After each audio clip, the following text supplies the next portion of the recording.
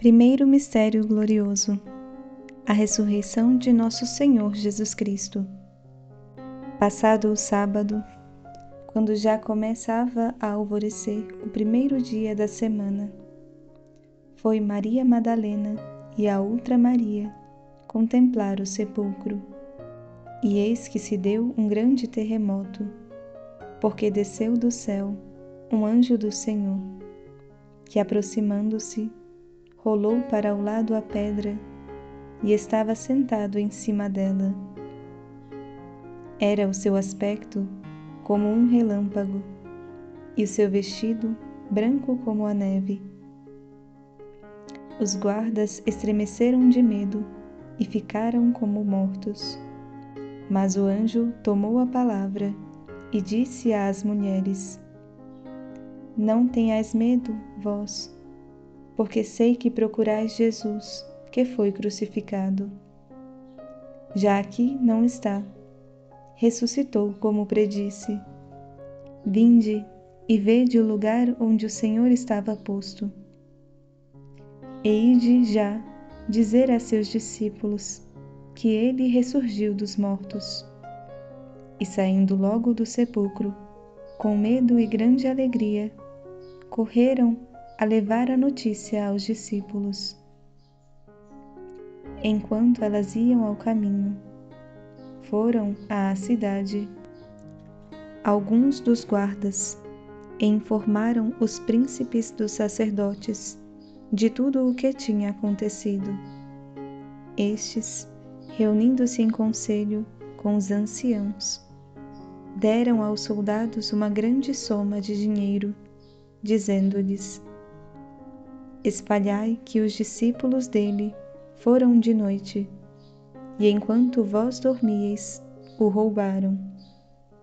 E se isto chegar aos ouvidos do governador, nós lhe faremos crer e trataremos da vossa segurança.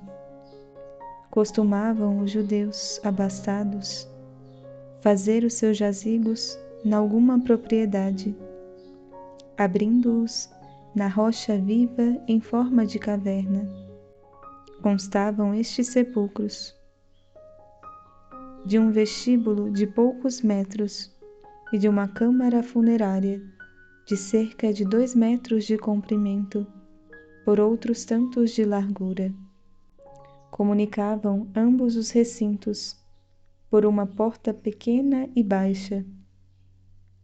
Dentro da câmara mortuária havia, encostado à parede da direita, ou talvez talhado nela, um banco de pedra, onde se punha o cadáver.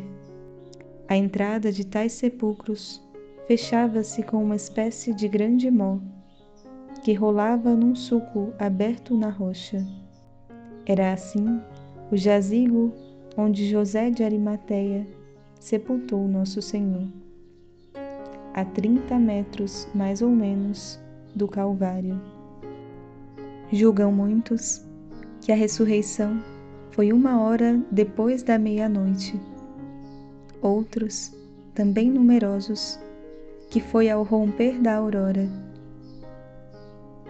Não há dúvida que ela foi cedo, mas o momento não é certo. Essencialmente, constituiu em a alma de Nosso Senhor voltar a unir-se com o seu Santíssimo Corpo, tornando-o à vida. Estamos diante do sepulcro. A terra treme.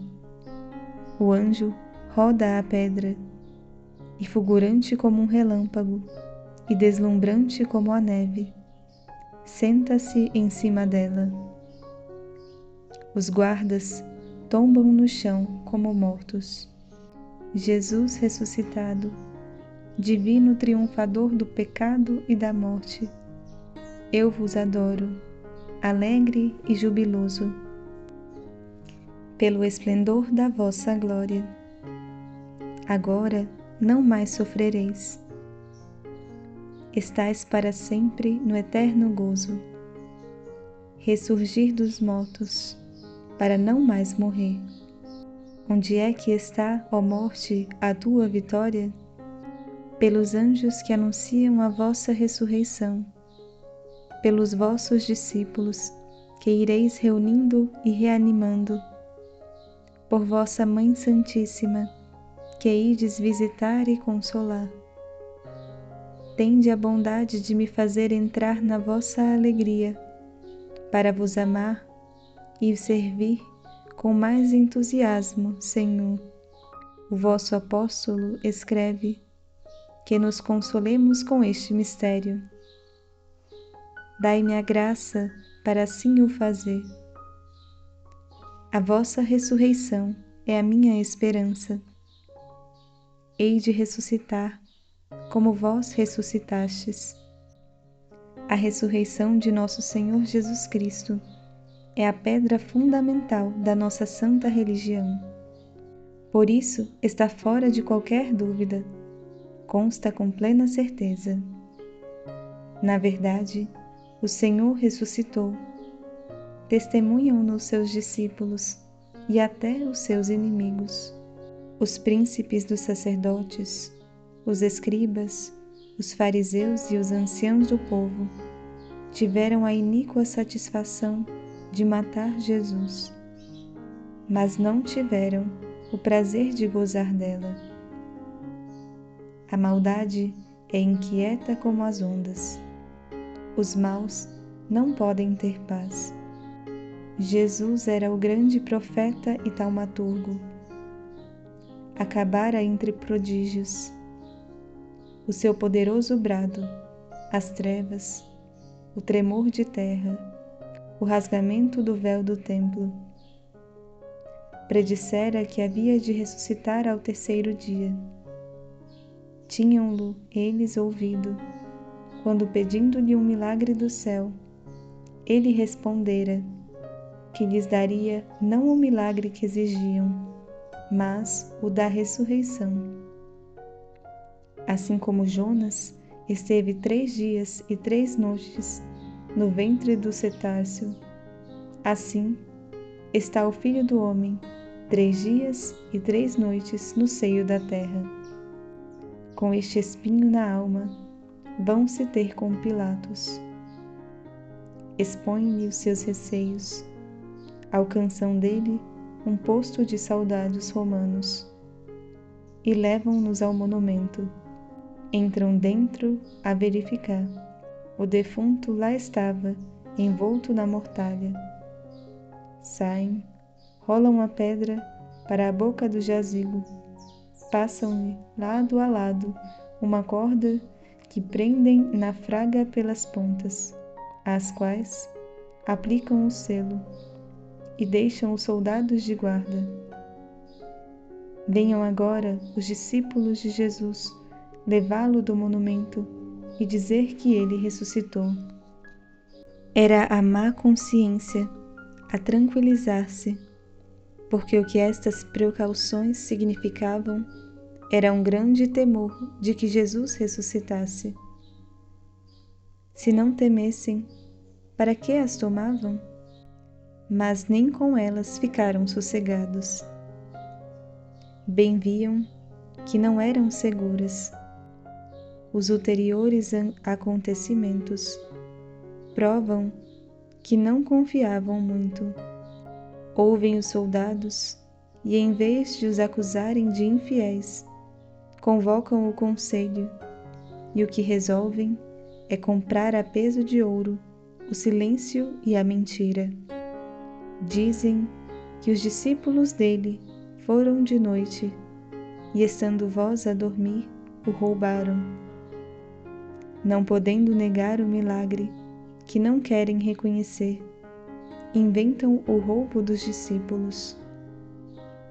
Miserável astúcia, exclama Santo Agostinho. Com testemunhas a dormir é que vindes?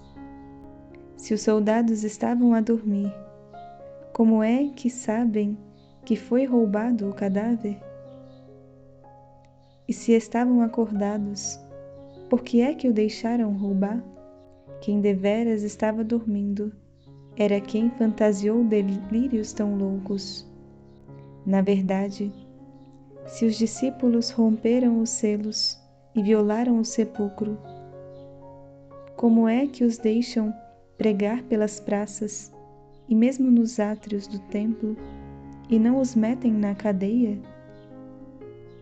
Portanto, os inimigos de nosso Senhor, mesmo contra a vontade, dão testemunho da ressurreição dele. Admirável providência a vossa, Jesus, que até da obstinada malícia dos vossos contrários tira proveito para a minha fé. Senhor, por tanta caridade, bendito sejais. Os discípulos não foram crédulos. Pelo contrário, não acreditaram na Madalena, nem nas outras mulheres, que taxaram de alucinadas. Segundo São Marcos, não acreditaram mesmo noutros discípulos. São Tomé chegou à temeridade inaudita de querer ver nas mãos do Senhor as aberturas dos cravos e meter nelas o dedo, e a de querer introduzir a mão na ferida do lado. Sem isso, não havia de crer. Nosso Senhor repreendeu-os por tardos e duros de coração e incrédulos. Mas, enfim, as provas foram tantas e tão evidentes que se renderam. E aqueles homens tímidos e covardes que tinham desamparado e renegado seu mestre e que se escondiam com medo dos judeus, pregam com desassombro a ressurreição, protestando que não podem deixar de pregar o que viram. Viram efetivamente não só o túmulo vazio, mas o Senhor em pessoa. Viram-no e conversaram com ele, e comeram com ele, e tocaram nele, e meteram o dedo e a mão nas chagas das mãos dele e do lado dele, e capacitaram-se que tinham diante não um fantasma, um espírito, uma pura visão, mas um corpo vivo e feito de carne e osso. Não podiam ter dúvidas. Tinham-no visto nas mais variadas circunstâncias, na cidade e no campo, em casa e fora dela, à borda do lago e no cimo do monte, de dia e de noite. Viram-no homens e mulheres, isolados e em grupos. Um destes era de mais de 500 pessoas. Já recolhendo, duraram as aparições de Nosso Senhor 40 dias. 11 são as registradas nas Sagradas Escrituras. 5 no dia da ressurreição, em Jerusalém ou arredores, e 6 ulteriormente, as mais delas na Galileia. As primeiras foram a Maria Madalena, às santas mulheres, aos discípulos de Emaús, a São Pedro, aos apóstolos no cenáculo, na ausência de São Tomé. As restantes, aos 11 no cenáculo, a 7 discípulos nas margens do mar de Tiberíades, aos apóstolos no monte da Galileia, a mais de 500 discípulos juntos. É possível que esta aparição se identifique como a precedente. A São Tiago, o menor, e aos apóstolos no dia da Ascensão. A certeza da ressurreição de Nosso Senhor foi tão firme e tão segura que os discípulos passaram por ele perigos, torturas e morte.